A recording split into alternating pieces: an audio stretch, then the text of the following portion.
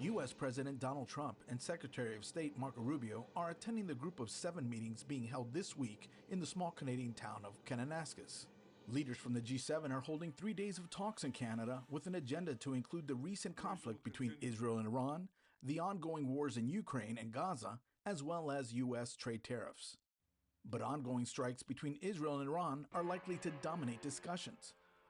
Ahead of talks with Canadian Prime Minister Mark Carney, Trump said on Monday that a deal to end the conflict is still achievable. I'd say Iran is not winning this war, and they should talk, and they should talk immediately before it's too late.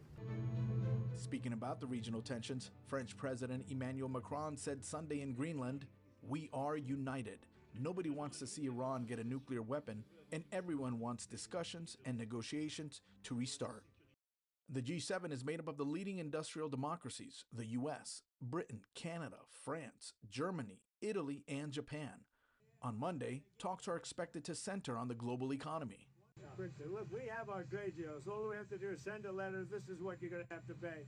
But I think we'll have a few new trade deals, yeah.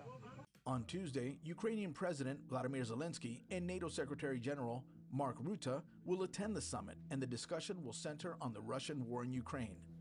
NATO leaders meet for a summit next week in The Hague. For VOA News, I'm Miguel Amaya.